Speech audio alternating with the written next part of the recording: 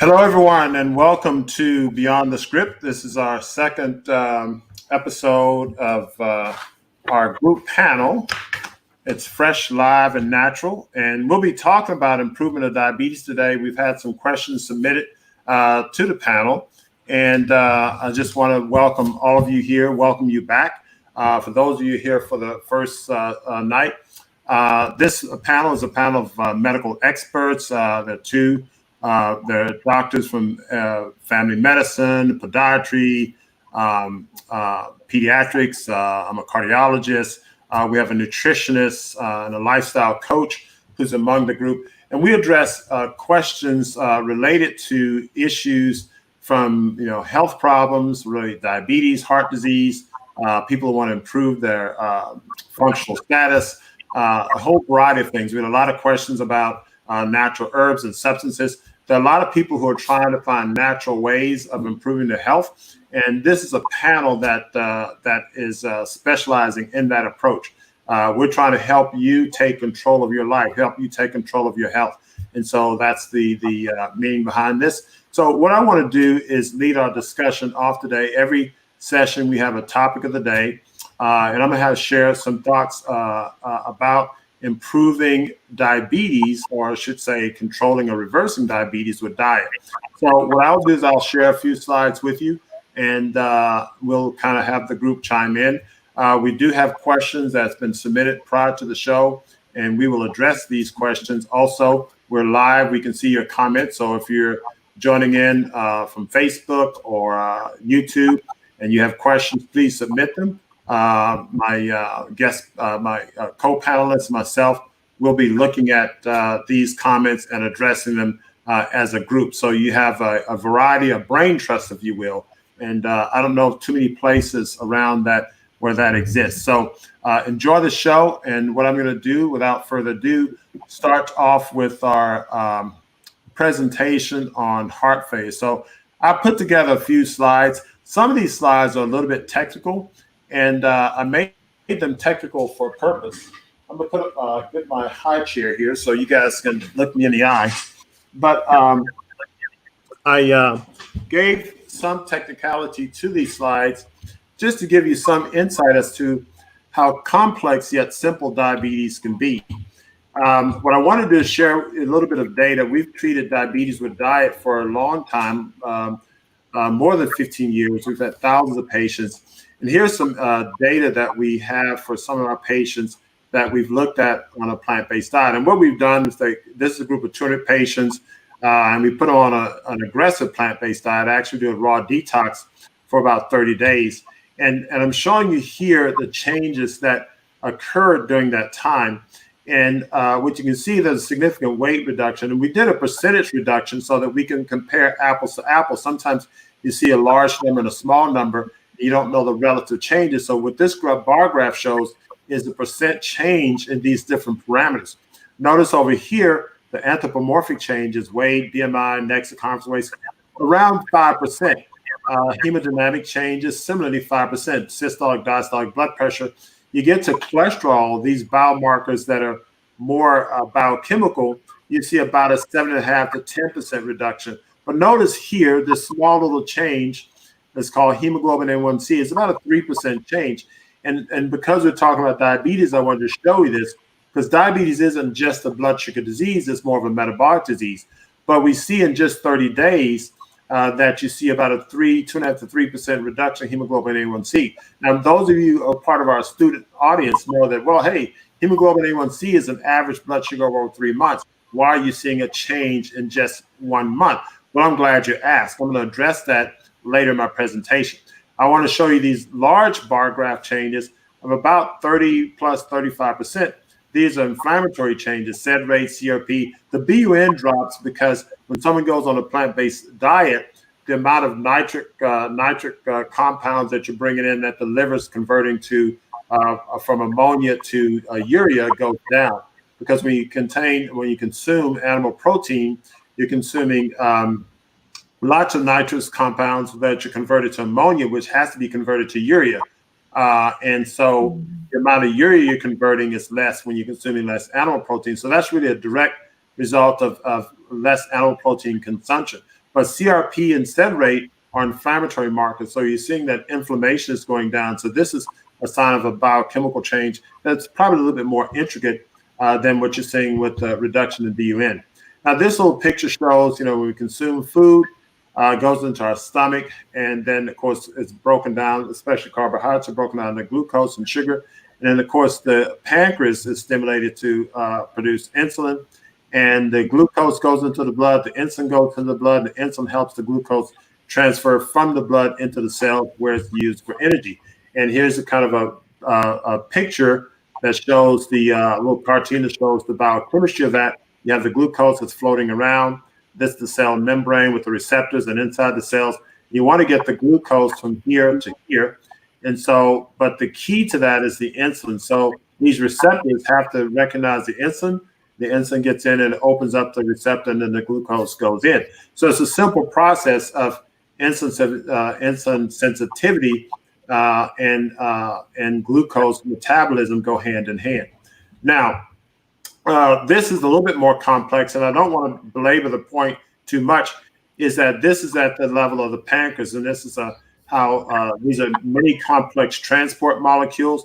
And the point I want to make here is that our cells are very complex structures, and they have lots of transport molecules. So you have a cell, and things go from outside the cell to inside the cell, but that process of going across the cell membrane is a very complex process. And so I'm showing you this to really show you that, to get a feel for that, not really to do a detailed biochemical lesson at 7 p.m. Central Time, but rather to show you that there's ATP, so there's energy required, there's calcium molecules, so there are different ions and different things that have to transport the molecule to help this complex process take place. Now, if we look at diabetes, it's classified into type 1 and type 2. There's a chronic type 2 diabetes, which I've kind of coined. But type 1 typically or classically is thought of as an autoimmune process, where we used to see that primarily in kids. We do see adults that may contract an autoimmune mediated process. And type 1 is thought to be due to beta cell function first and foremost. And then there's a loss, or primarily a loss, of insulin production. As I said, typically in young people. The classic type 2 is thought to be insulin, an increase in insulin production, but a resistance of insulin. So you don't recognize the insulin molecule. So the insulin receptors are somehow dysfunctional. A chronic type 2 can also have a decrease in insulin production because there's some progressive damage to beta cell due to overproduction generation or inflammatory mechanism. So the same mechanism that can be having an adverse effect on the peripheral tissues like the liver or the muscle can have an adverse effect on the pancreas itself. So type 1 mechanism, autoimmune reaction, leads to inflammation, leads to beta cell death. A type 2 mediated mechanism, mitochondrial dysfunction, which leads to intracellular fat increase, which also it leads to intracellular inflammation, which then leads to insulin resistance. Chronic type 2 is mitochondrial dysfunction, which leads to poor insulin secretion. So mitochondria are very important organelles that lives inside all of our cells. So just like mitochondrial dysfunction can affect the liver and or the skeletal muscle, it can also affect the pancreatic beta cells. And so if your mitochondria is not functioning adequately, you're not producing adequate amount of energy. So your overall cellular metabolism is down. So when we talk about, I tell my patients and many people, diabetes is a metabolic disease, not a blood sugar disease. And you see the metabolic dysfunction due to the fact that your energy producing organelle is dysfunctional. And so without the adequate energy, you don't have adequate cellular function and glucose metabolism or insulin production in the case of the beta cells. So mitochondria specialize in energy production and killing, cell killing. Increased fat and animal protein leads to mitochondrial dysfunction.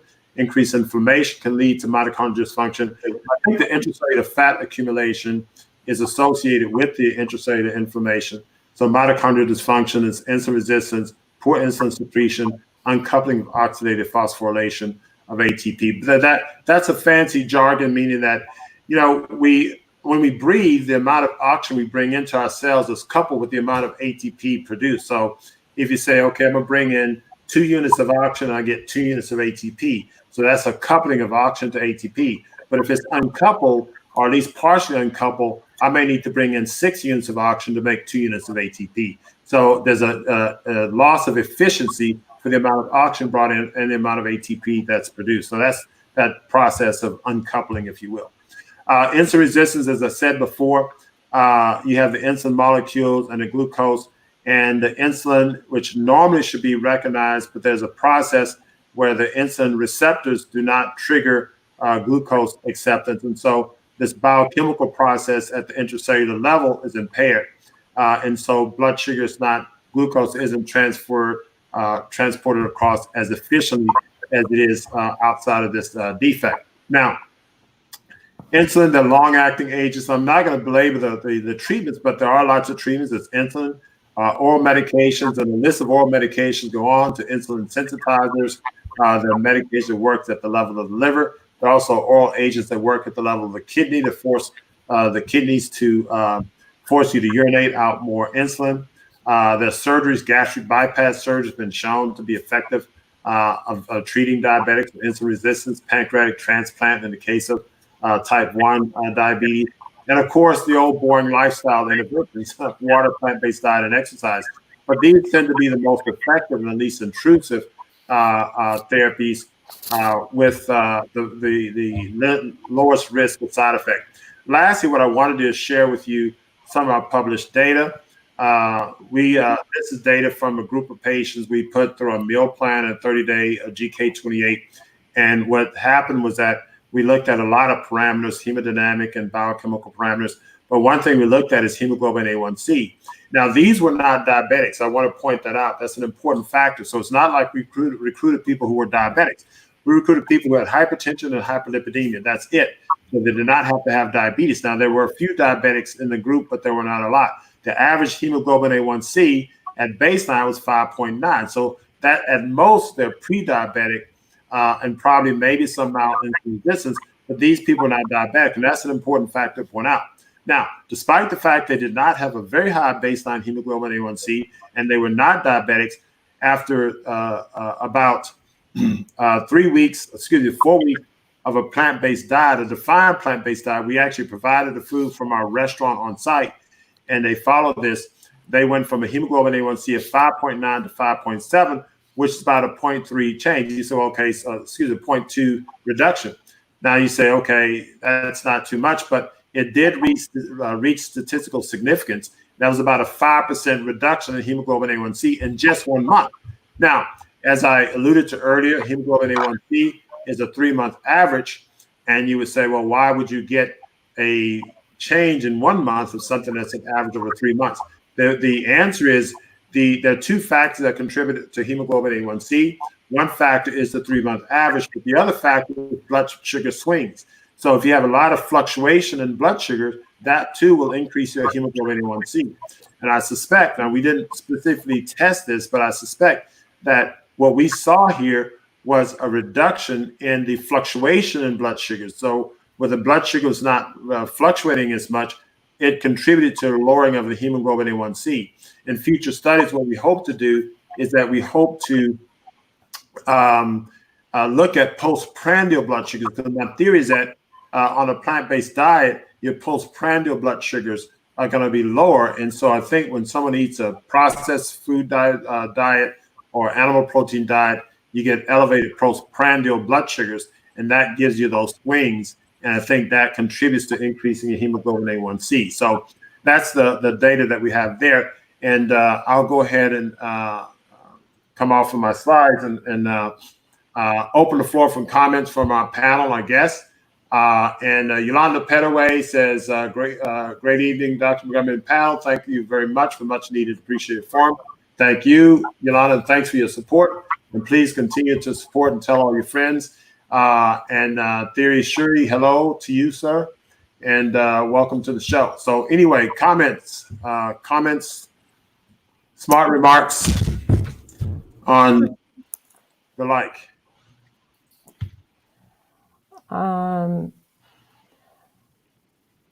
What has y'all's experience with your diabetic patients, or or anybody? So I guess the things that I would add, it was a great summary. The things I would add are, I focus in very intensely on sleep. And I feel like a lot of people don't pay attention to that. But when 24 hours of sleep deprivation, you decrease the glucose uptake to your brain by like 6%. And it affects the hormones that affect your cravings. So it creates this vicious cycle where you're craving large amounts of sugar. You want the carbs, all my diabetic patients, they want all that stuff when they're not sleeping. And then, of course, the blood sugar remains high, and then the cycle continues. And so I found that by honing in and just asking that simple question, a lot of times when people weren't losing weight or they weren't making progress, I would ask them how long they were sleeping, and some of them would say like 3 hours. And I was like, well, this is not going to work. Like, we got to fix the sleep, and then other things will happen. The other thing that I use as well sometimes with certain diabetic patients is intermittent fasting. I find that very effective. Dr. Jason Fung has really great books on it. It's a great thing to incorporate just to help get some of that sugar out of the body. And also I think it also helps people palate wise as well. Sometimes depending on what the new diet that they're on, it starts to change their palate if they're doing more fasting, and depending if they're eating bitter foods. I would tell people who are addicted to sugar to consume bitter foods, because it slowly but surely starts to change their desire for large amounts of sugar. So, the bitter foods. I want you to, and I'd like for the panel to chime in on the sleep as well. But the bitter foods, can you help us? That's something I've talked about before with my patients. But give me a little bit more insight on the bitter foods and your take on the bitter foods. So it's the most metabolically active flavor. It like every culture basically has bitter foods except for American culture, because in America everyone wants like, oh, this better taste good, or you know what I mean, or else I don't want it. It's gotta be savory, it's gotta be sweet. So we don't really have stuff here to balance that out. In Ayurveda and other forms of medicine, people are concerned about it, because there's a reason why bitter and sweet exist. It's to balance each other out. So if you're consistently always eating tons of sugar, it throws your body off of balance. So I found it personally, as a recovered sugar addict, that when I started taking bitter herbal concoctions, that it changed my palate. And so when I became a nutritionist many years later, I started working with my patients on this, and I'm not just talking about, so it can be bitter herbs. It can be like green tea with no sugar in it. It can be arugula, kale, like some dark leafy, or even like I tell my clients to eat the thing in the salad bag that you don't want to eat, the one that's kind of bitter.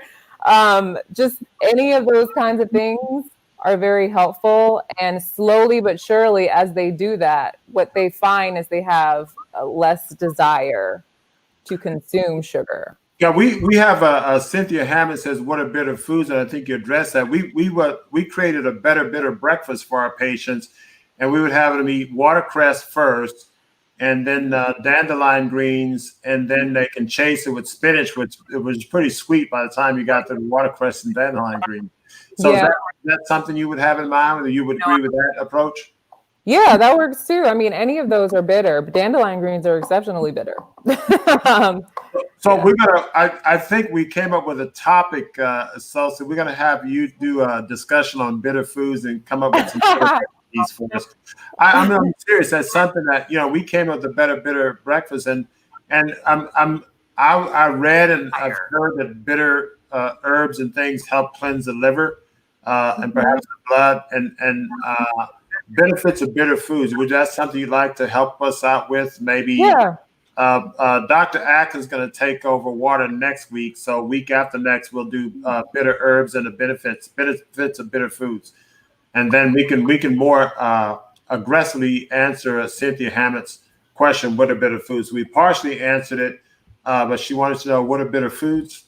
And So basically, there's some bitter herbs, watercress, drinking tea without sugar. But tune in 2 weeks, Cynthia Hammett, and we will elaborate on that in more detail.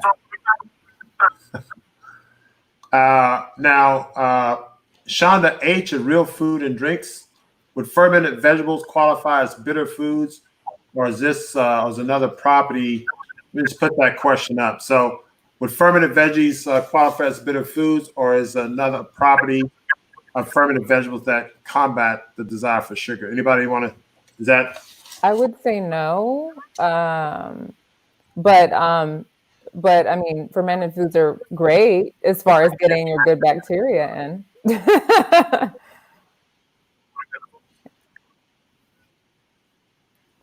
So fermented foods don't require, but basically fermented foods are good for improving your gut microbiome. Is that correct? Yeah.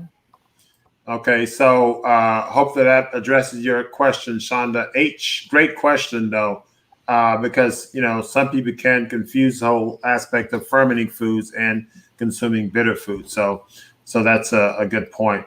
Any other comments? I cut you off on the bitter side. The other issue is sleep that you talked about. Can you help us out mechanistically? People, and I hear a lot about sleep and weight loss and insulin resistance. I understand that the body goes through a different biochemical process during the sleep phase. Dr. Bishie, Fred Bishie up in Long Island, New York, he used to say that the sleep phase is when the body goes through blood dialysis, is a theory he had. Now, I never had a chance to talk to him long enough to really, delve into that, but there's something about the biochemistry of our body during sleep that's not happening during wake. Any thoughts and comments on the mechanism of sleep and insulin resistance and the like? Because that's something perhaps we probably can look up and come back to the panel in terms of looking at the mechanism of this. Because this is something we talk about and hear about a lot, and that's something that that maybe we should, as a panel, look up, make a note of that, Dr. Palmer, and maybe come and help us out in terms of mechanisms of sleep and health in terms of insulin resistance and the like. Catherine S., Dr. Montgomery, is the bitter breakfast posted somewhere? I don't remember it being part of the boot camps.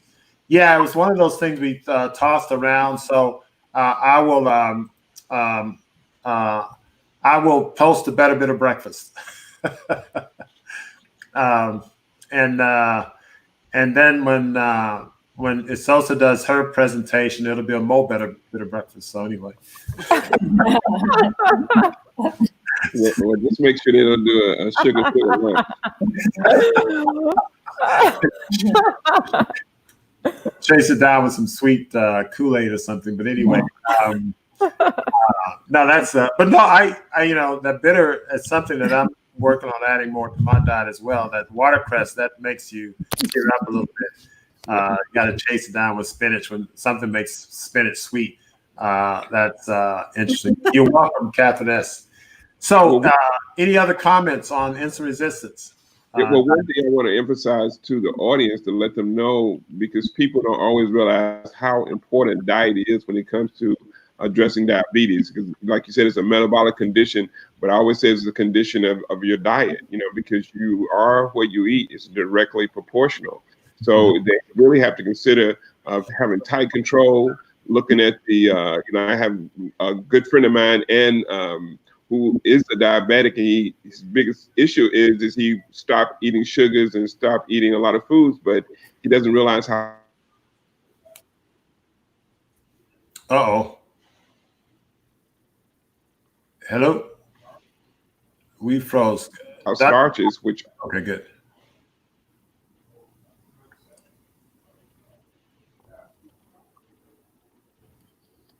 Are short. I think you're freezing up a little. Can y'all hear me? Yes. Okay. Yeah. So finish your comment. There was something about starches. I was saying the importance of understanding is just not just sugars that's a problem. the insulin resistant, but by controlling, you have to really adjust diet when it comes to managing that. And I want to emphasize that to the audience, because a lot of people kind of dismiss the idea that diet is so important. I mean, that's the number one defense when it comes to addressing sugar issues. And I would like to piggyback off of that from a pediatric standpoint.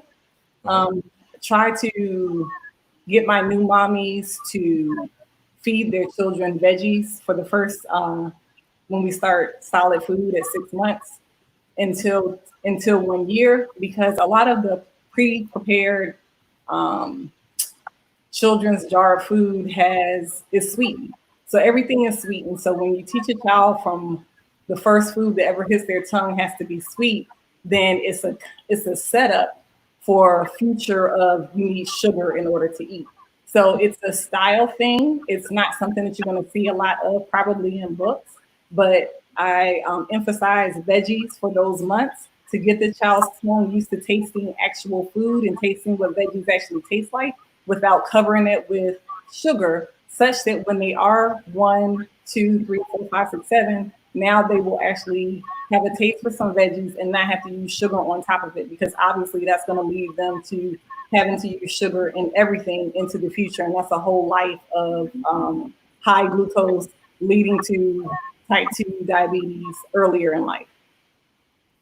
And so that's an important point, because, your taste buds are formed very early in life.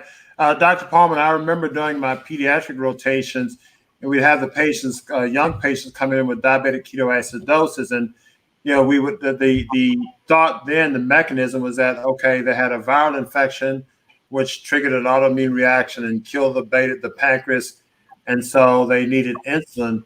But then, later on in my readings, it was thought that actually another potential mechanism was an autoimmune reaction to cow's milk. In fact, there was some published data showing antibodies that cross-react with beta cells and cross-react with casein from cow's milk. What are your thoughts on that, and what are you seeing in some of your diabetic patients? So the etiology is still very controversial. So you're going to see data from both sides of that information. So yes, type 1 diabetes we see more often in children. It used to be called juvenile diabetes. We don't call it that anymore. But basically, the pancreas is not functioning and producing the insulin in order to process glucose. So these children usually present in what we call DKA, or diabetic ketoacidosis, because the body basically goes into starvation mode and starts to break down fat, and ketones are the byproduct of that. What that does is creates nausea, it creates dehydration for the body. So they become extremely thirsty. They start to urinate more because the body is in its balancing state, trying to get the acidosis to balance back out, because we can't survive in the acidotic state. They also, when they are really bad in presentation, when they're definitely in DKA, they have an acetone smell to their breath. And so those patients are put into the hospital immediately, and we start to hydrate them, because hydration is the issue at that time. And then slowly, not in those first couple of days, but slowly we will start to give them insulin and try to balance out their blood sugar, glucose over a period of time to kind of get them balanced back out. But your original question was, what is the cause for this? So when you read the literature, it says environmental factors. So that could be anything: water, air, what we eat. But yes, there have been studies on cow's milk casein, and I think it's the A1 of the beta casein that has been found to cause inflammation inside the body. They've done mice studies, they've done a few human studies, and that's why it's a little bit, they don't really want to extrapolate and say that it is an absolute, but there's strong evidence that the casein, the A1 part of the beta casein is inflammatory to the gut, and it disturbs the microbiome.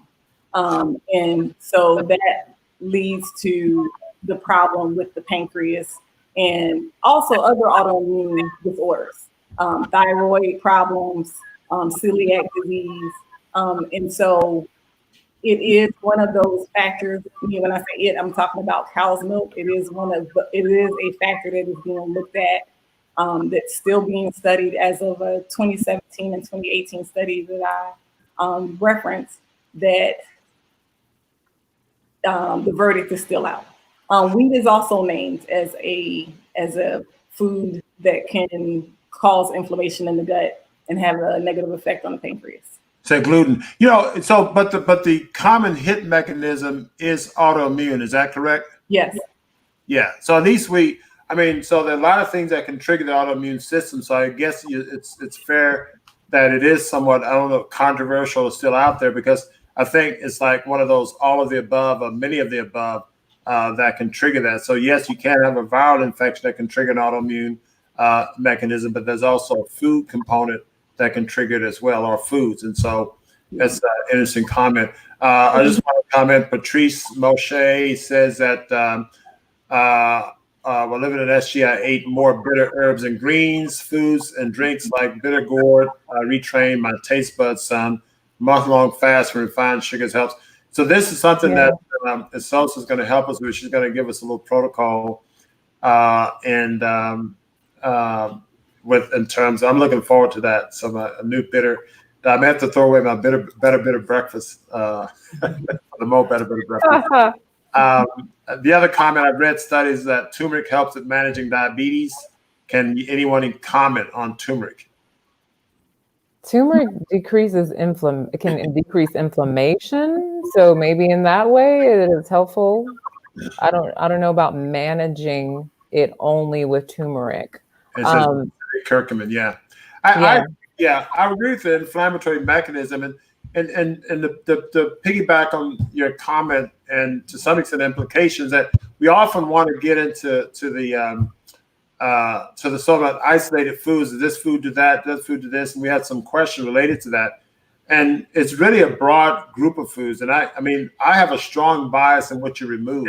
You can be eating gallons of turmeric, and if you going to XYZ fried chicken sandwich shop, you may have whatever benefits turmeric you're going to have. So we cover a lot of mileage, if you will, by simply removing the toxic foods, and then some of these superfoods that have, say, target effects can be an adjunct if somebody is is a very difficult case. But I think the bottom line is to remove toxic foods and go from there. If they want something that's like, again, like you're saying, I think I agree with you about the adjunct, but if they want something that's really going to do something to their A1C and all that, is bitter melon. Right. You can juice it and all of that. That's a good one. It's a little bit more potent, I believe, than just turmeric by itself. I need to add that to better breakfast. That's a good one, melon, and that is good. And berberine can be helpful too, but bitter melon is particularly good. Jackie McCrae, could you talk about how an unbalanced cortisol adrenal gland plays into poor health and how to correct it? That's a question to Dr. Pamela Atkins, I think, or anybody who want to take that. But cortisol adrenal gland play into poor health. Yeah, thank you. I think it's really important. The adrenal gland is very important, and it does make cortisol and DHEA and some of our androgens. So if we live in a stressful environment these days, we travel a distance to work, and we're dealing with viruses, and we have different financial issues and family issues. And so it all stresses our adrenals, these organs on top of our kidneys. And so that can make the cortisol levels initially elevated. And then if we continue to have stress, it will eventually decrease our cortisol. And our cortisol helps us feel alert and have energy and get up and go. So we can feel more fatigue and become more dependent on stimulants like caffeine. That's how coffee places and Starbucks make so much money, because they give you the caffeine and give you the sugar. You get that instant gratification, but it's like we're whipping our adrenals, but we have to continue to whip them or add caffeine and sugar, and it's ineffective. But also with the adrenal insufficiencies or deficiencies, we can develop more abdominal body fat and store more body fat. So that it goes along with diabetes and cardiovascular disease all together when we get that truncal obesity. So it all plays hand in hand. So we want to do things to help our adrenals. I love, there are a lot of wonderful herbs. I love rhodiola and cordyceps. Ginseng can be helpful. Ashwagandha is a herb that we have a great source of ashwagandha powder. It is a bitter herb, very bitter. That's pretty big. And I can mostly use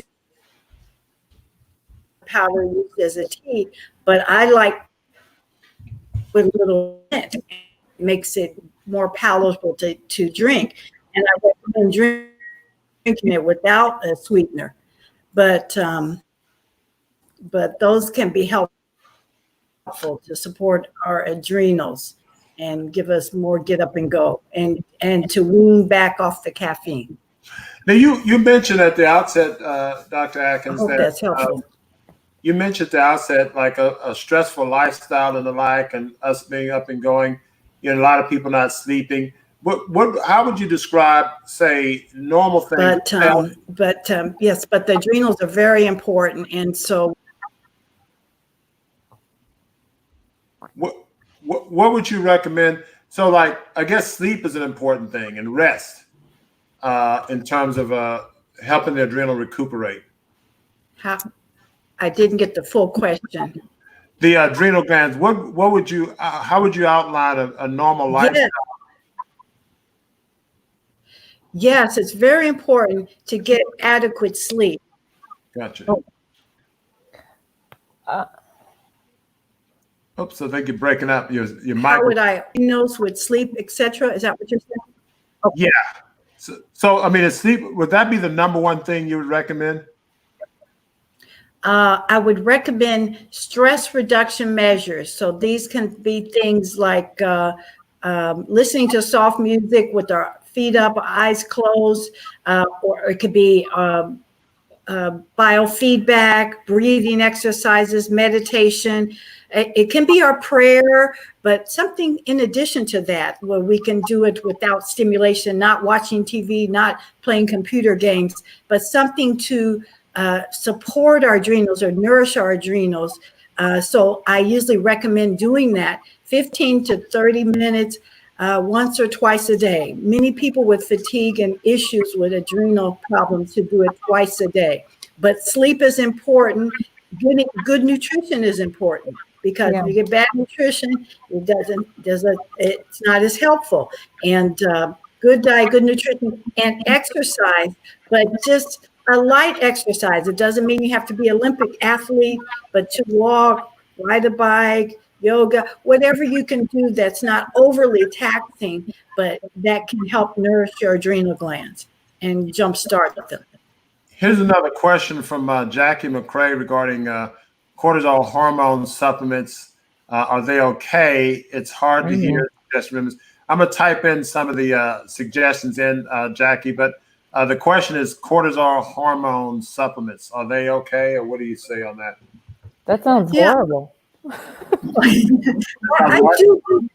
do hormone testing. I like saliva tests because they average 4 different levels, and you get a nice average as opposed to a single blood test, which may not be the average of fluctuating levels during the day.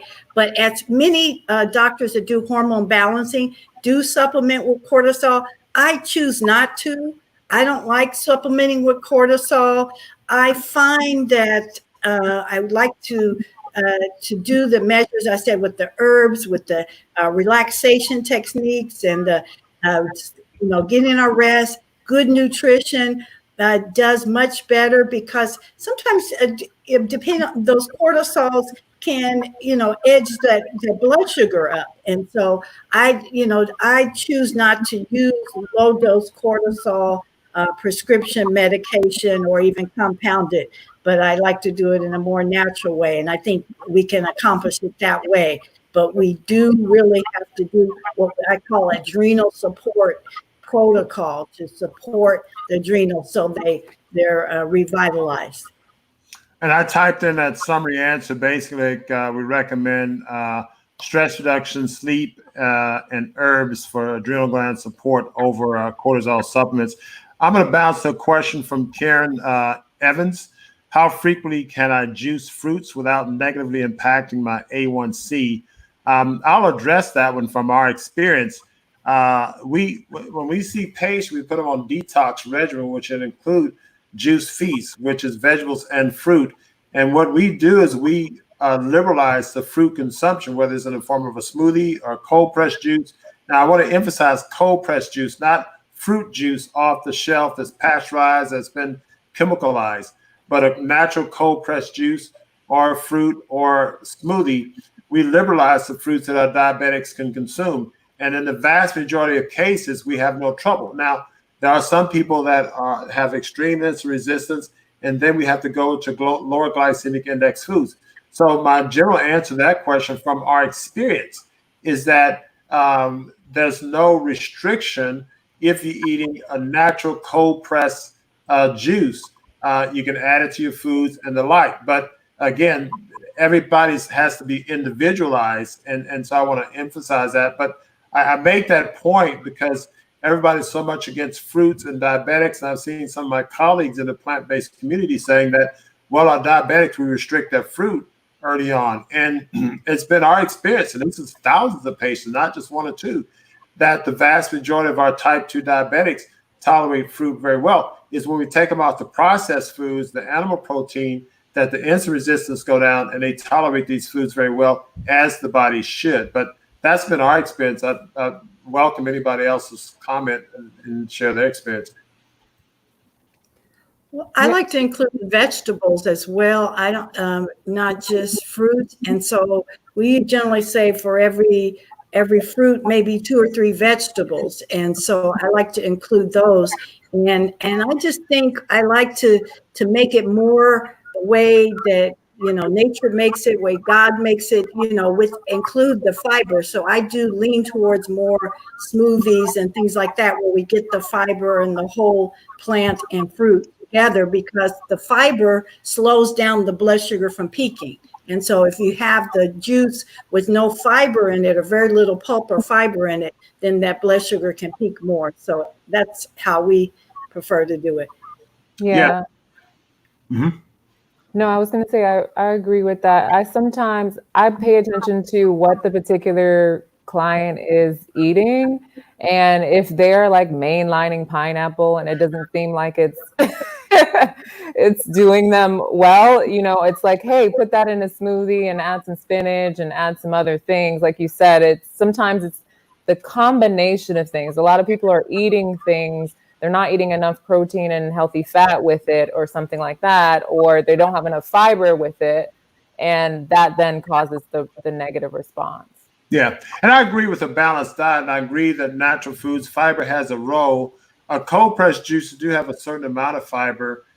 We've had diabetics who we put on a natural diet, raw diet, and we still have trouble controlling their cholesterol and blood sugar. It's not until we put them on a juice feast an extended period of time that we actually get these numbers under control. And so we've seen this over and over again. And it's something about the aspect of letting the body rest and shutting down some of those metabolic processes.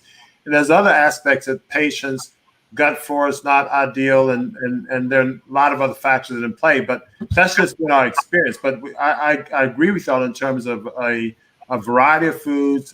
You want to have whole foods and plant foods as well as vegetables and fruit, all of that combined, generally speaking. But I just want to address that person's question. And I guess the question is alluding to whether or not, okay, too much juice worsened my A1C. And I wanted to address that and say, well, we didn't see that except for in a minority of patients who had very, very bad insulin resistance.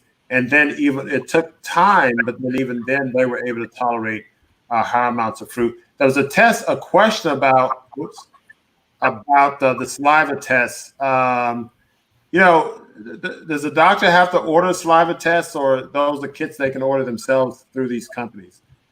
I order saliva tests through my practice through Genova. I don't know where you order yours, doctor. You do Genova also. No, I do. Oh, okay. I thought you were talking to me. Okay. No, yeah. Where do you order yours? Oh, I order mine through Labrix, which goes through doctor's data. I like their test, and they have a DHEA that's non-sulfated.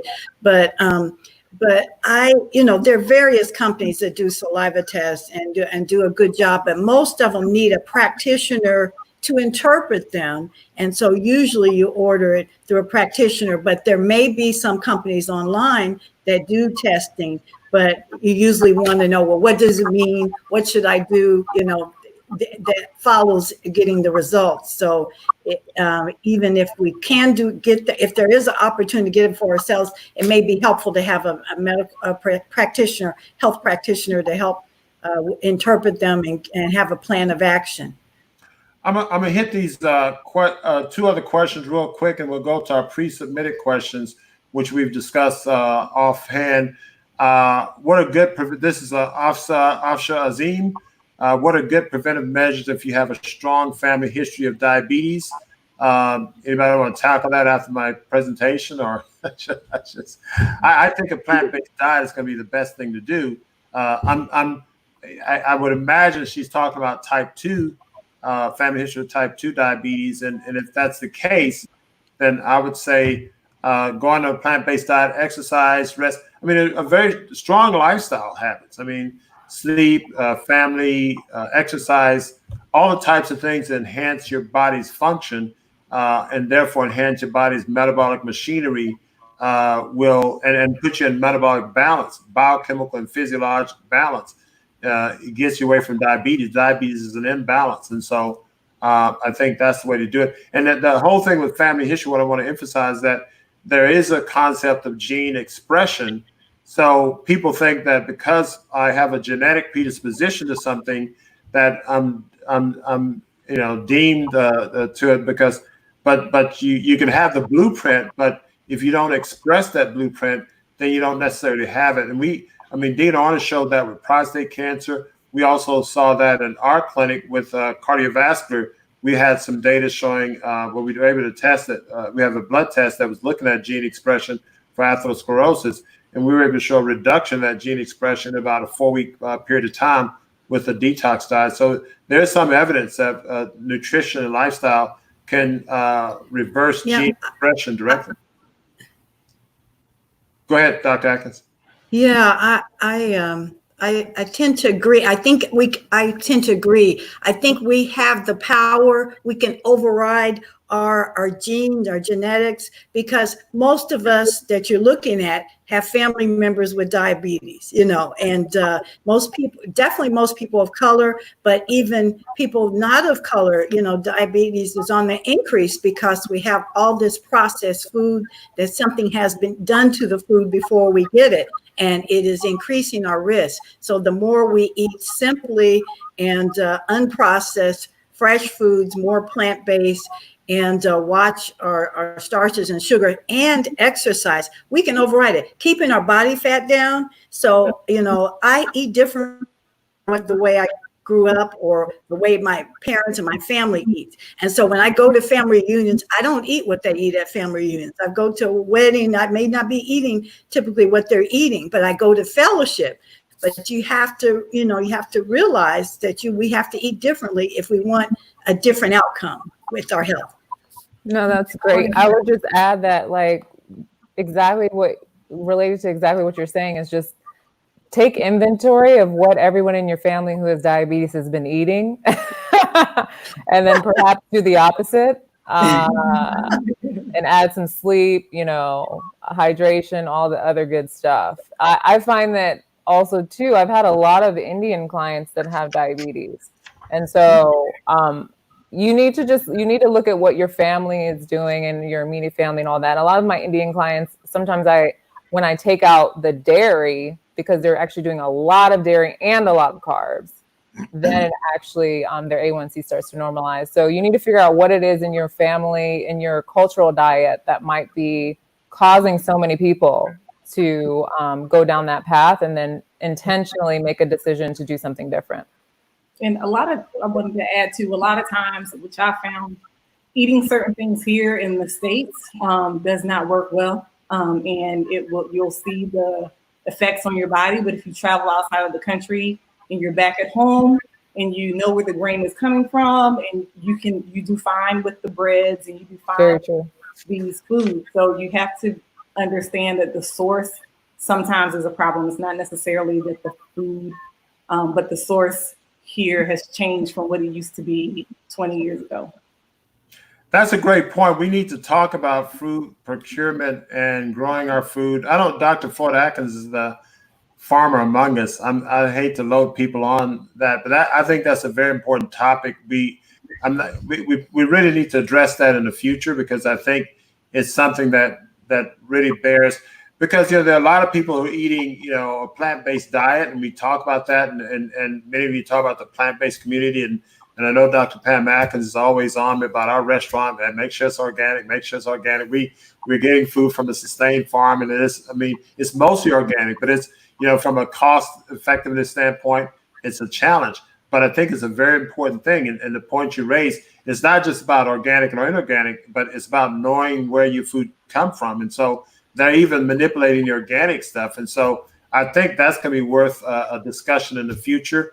I'm going to throw that out. I'm picking on Dr. Ford Atkins because I know he has insight into all the growing food and that type of thing. But we will we'll be posting these topics for future sessions. So we've got a couple of topics coming up. So those of you who are watching, pay attention to the posts. I'll be scheduling these talks and different topics weeks in advance, and so you'll know what we're talking about. I'm going to warn us, we're going to go maybe a few minutes beyond the hour, because there's some great questions here, and I want to touch base on these questions.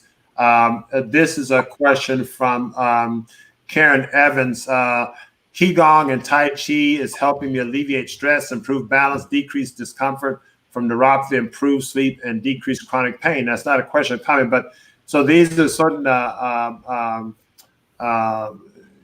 Tai Chi, these certain maneuver exercises that is helping balance. I don't want to leave that out, but perhaps somebody can discuss that later on. But I'm not very familiar with this. But anybody want to comment on this? Sure. Qigong and Tai Chi are both mindfulness exercises. They're just mind-body exercises, and they're really great for it's more like a moving meditation. I have some clients who don't like to sit still.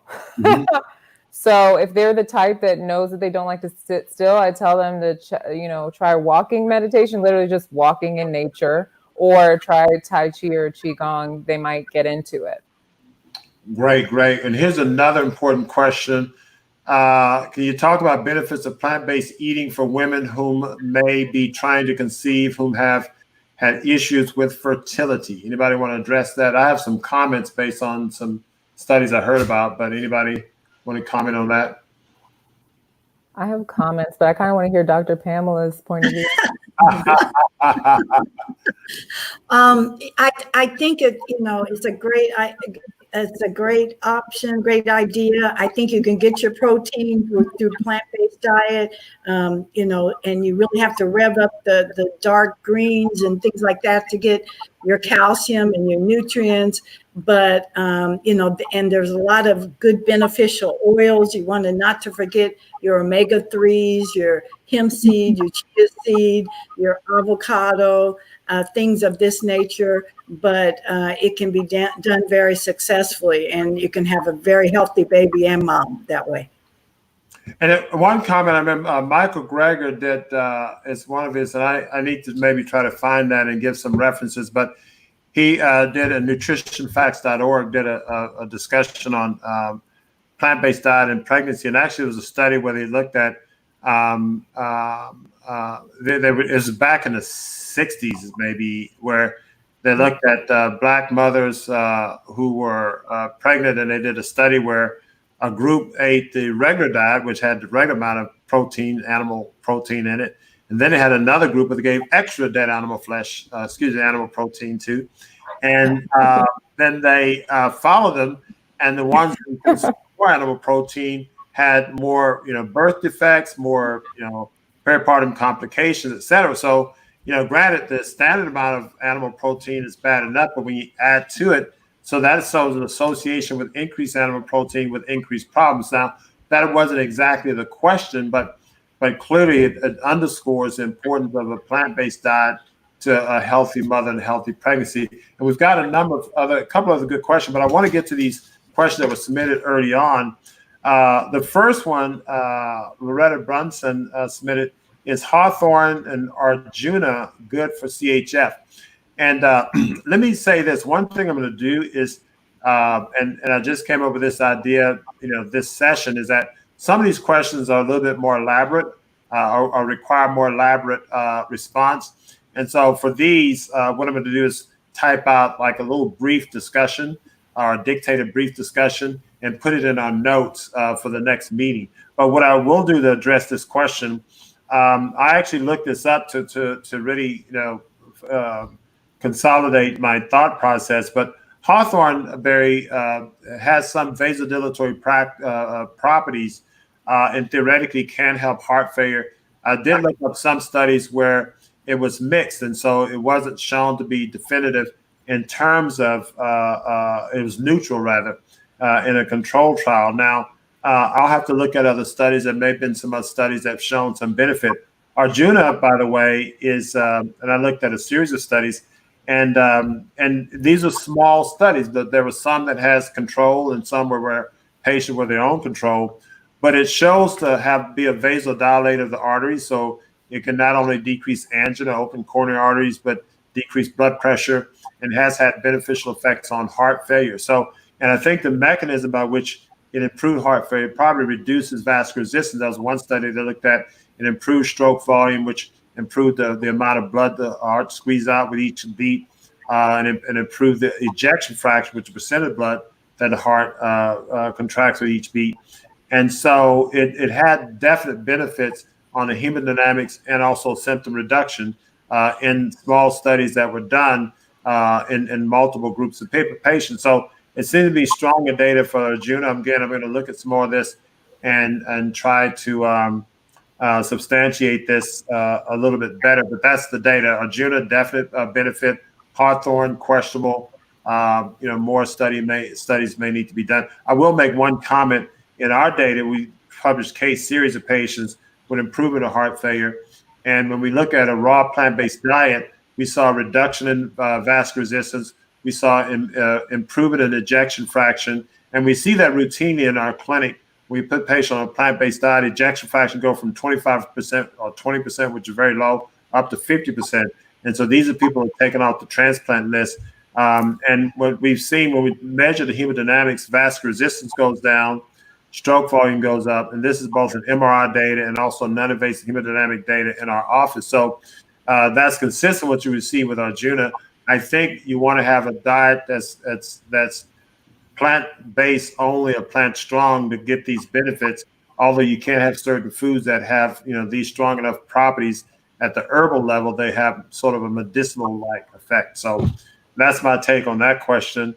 There's another question by Jerry Bale regarding grapefruit seed extract. What is the best brand or kind, liquid or powder? Have year-round allergies, plan to use it. So basically, Jerry wants to use it for allergies. What y'all have recommendations on what's best? I mean, I know what we use, but go ahead, Dr. Floyd. There are most all grapeseed extracts are pretty much the same. The one I guess that you use and the one we highly recommend is the Advantage liquid concentrate, because it's a concentrated form of grapeseed seed extract. So you can use it as a liquid in water. As a liquid, you have multiple benefits for it. Just for instance, like if you're using for allergies, you want to dilute it well in water, 8 to 10 drops in 8 ounces of water. But also for people who do, you can use it as a nasal rinse for people who exposed to allergy. They want to do a nasal rinse, 1 to 2 drops in and a sufficient amount of water. And there are instructions for that for the different brands. Also, you can use it for a number of other benefits when it comes to topically, like insect bites or that may stimulate allergic reaction. So I like the liquid when it comes to that. It does come in a capsule form. The capsules have a great benefit, but it's mostly for oral. That'd be more for the allergies or more for the natural. Has antimicrobial action, antiviral, antifungal, anti-yeast, anti-mold. So the Advantage liquid concentrate has advantages because it is a liquid and is a concentrate, and it'll go further, and you can kind of titrate it to the condition you want to use it for. Gotcha. So and allergies, is it good for allergies? Excellent for allergies. Allergies with the Advantage, you want to do anywhere from 4 to 6 drops, maybe 8 drops, 2 to 3 times a day, especially during allergy season. And sometimes we couple that with another herb, the quercetin and bromelain, and then you want to do things like the vitamin C. They help when it comes to mast cell production, which is stimulates an allergic response. Wonderful. Now, a question from Gloria Carrier. I'm 40 years old. I'm a 40-year-old female having unfortunate problem of not losing weight. I had a whole thyroid removed due to cancer. I had the majority of my large intestines removed due to genetic diseases. I had both of these surgeries at a very young age. I do a 3-month checkup with my primary care physician regarding my thyroid. I take synthetic thyroid medications, vegan vitamin D3, B12, zinc, vitamin C, and probiotic daily. I do not have diabetes, high blood pressure, or high cholesterol. I eat a healthy plant-based diet for the past 5 years. I walk a mile each day. I do participate in Dr. Montgomery's grocery kits as well. Despite of my lifestyle, I'm still struggling with my weight. I'm unsure what to do next. Any recommendations or suggestions from you or the panelists? I have some thoughts. Y'all want to chime in? I mean, as I said in the commentary, the session we had just before, there's with people with extreme health issues. Now, she's had thyroid gland removed, GI tract. The microbiome may not be perfect. Thyroid, I mean, even though you supplement, it's not going to be the same as with the thyroid gland. And so my take is simply the fact that we may have to take more aggressive measures. And with patients like this, we may do extended juice feasting, intermittent fasting, and the like. The exercise intensity may be increased. So these are some of the things that we tend to recommend on a regular basis. There may be some herbal things that can be done. So my recommendation would be to get under the care of someone. If you come to our place, we'd be glad to help you out. The Dr. Atkins are in the Houston area, and Dr. Palmer's in the Houston area. So if you're in the Houston area, you have help here, or anybody remotely. Isosa does her clinic is all over the world. So she works with people with weight loss. So I think any one of us can work with you, but I think getting under the care of someone specifically and following a specific regimen, I think can be quite helpful, because it sounds like there's some specific issues that need to be addressed. And once, and I will say this, once, the things that we recommend are things that are beneficial to put the body in balance. But there's one aspect: the body has to be intact by and large. Now, the body can come into balance if it's not intact, but you may have to do some special things to do that. So having had intestinal segments of an intestine removed and the thyroid gland removed, these are two significant alterations of the body. And so I think that's something that would require a much more aggressive intervention to bring about the end point. Any comments from anyone else? Yeah, I would just like to say, it's a challenge when the thyroid is underactive, and it's even more of a challenge when there's no thyroid function and you have to supplement it totally. So that, so number one, you want to support the adrenals well, because that can help things work better. And number two, you want to make sure your thyroid is in good balance, because a lot of practitioners just look at the numbers, and if we're in the range that the lab says that are normal, they feel that's good balance. But if you're not feeling energetic, and if your energy level and you're having sluggish metabolism symptoms, it may not be an optimal level for you. So you need to have a relationship with a doctor that would try to adjust it according to your symptoms as well as lab work. And so, look at the free T4, look at your free T4 and know your number. Look at the free T3 and know your number. But I think the free T4 around 1.1 to 1.5 is more optimal. And a lot of people, when you get your results back, and it may be normal, but it may be less than 1.1. And I think a free T3 in the threes at 3.0, 3.5 may be more optimal for you. And many people may be less than that, or sometimes it may be on the other side. But just to know your numbers and to look at it and try to have a practitioner that will listen to your symptoms as well as just looking at your numbers. Gotcha. Thank you very much. The last question that was pre-submitted from Janice Oliver. Hello, my doctor tested my A1C once in September and again in May, and it was 5.9 both times. He prescribed metformin for me. He's not my primary physician, but my gynecologist. He never discussed with me about diet. He just wants to put me on the medication. I want to control this by my diet. At this point, should I really be concerned about taking medications or just focus on more of my diet? Thanks for your help. I mean, I'll just say off the bat, if you're able to see the presentation, and what I probably need to do is figure out how to put the presentation in the PDF form in the show notes of the next lecture so you can have those slides. But what I will say is the following, that, we have evidence. In fact, the group that was in our study had an average hemoglobin A1C of 5.9 and was reduced to from 5.9 to 5.7 with diet alone. So, that's in a peer-reviewed journal. There's other data that supports that. So we do know that diabetes, full-blown diabetes can be reversed. We had people with hemoglobin A1Cs of 14, 15 come down to 4.5 or 5. So, I'm not going to give you medical advice, but what I will say is that hypothetically, if I see a patient walking in my office, they tell me this story, and they say, well, my other doctor put me on metformin, and it's because my A1C is 5.9 and I'm here under your care, what would I do? I say, I'll discontinue the metformin. We do that all the time. And I do that. Hemoglobin A1C is higher than 5.9. I do it at 6.9, 7.9. The bottom line is that a plant-based diet is strong. So that's what I do in my clinic. And so hopefully that helps answer the question. Anybody else wants to?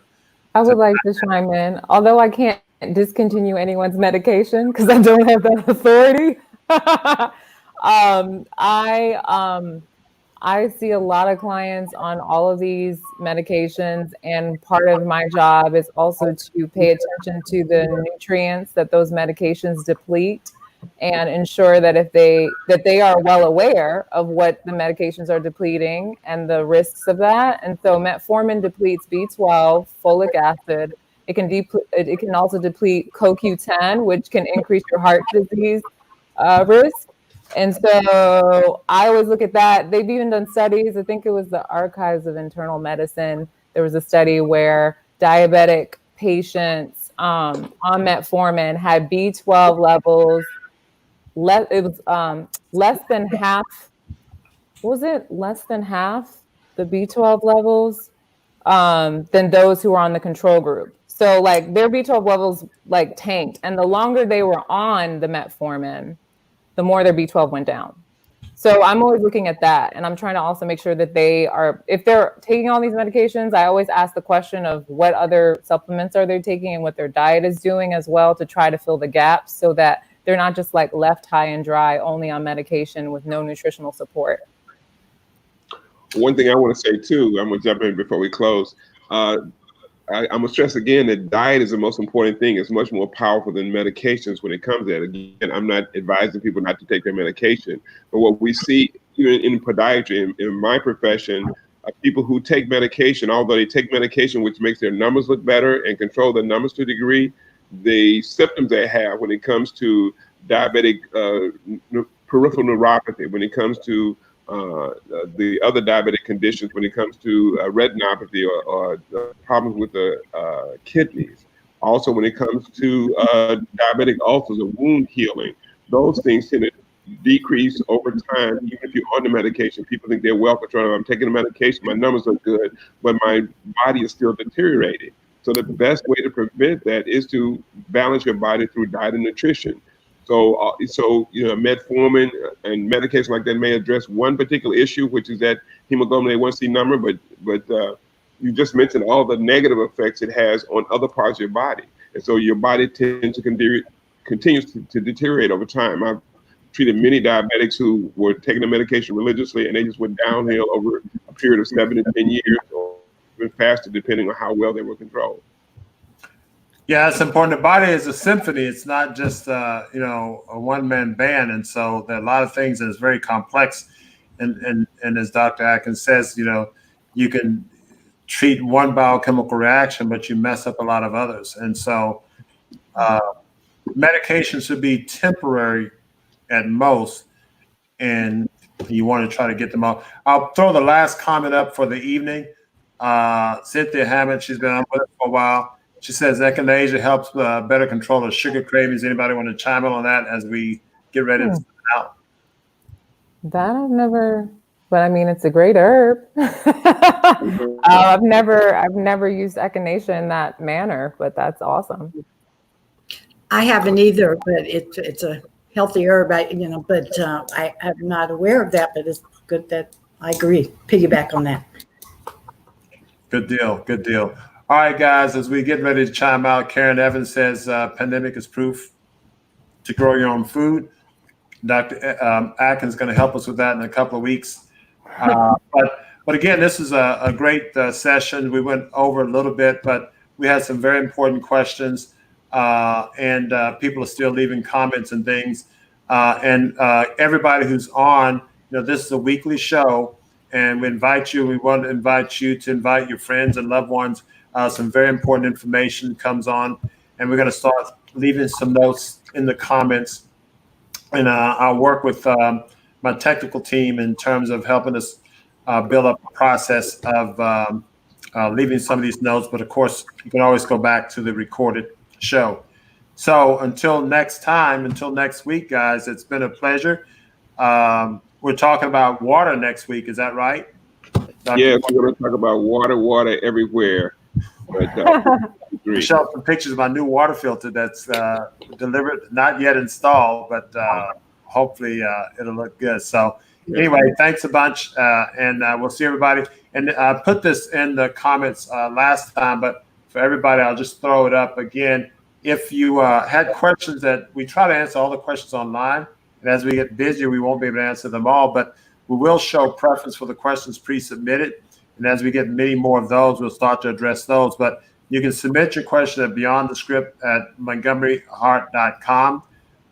And if you submit that, the morning of the show, would be prior to the morning of the show, our staff collects it. I disseminate it among the panel, and we sort of look at it.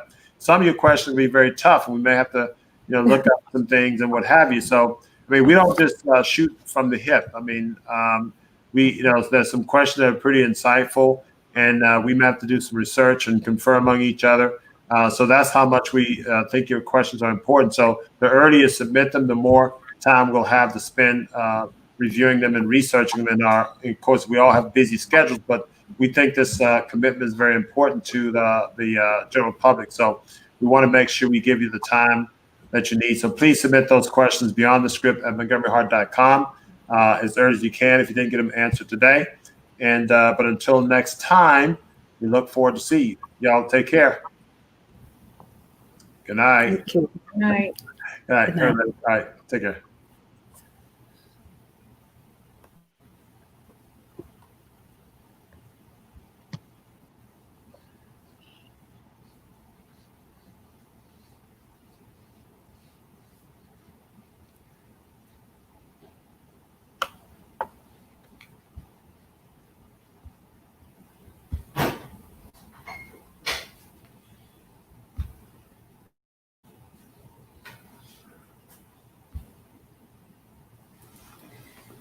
Just trying to figure out how to stop my camera.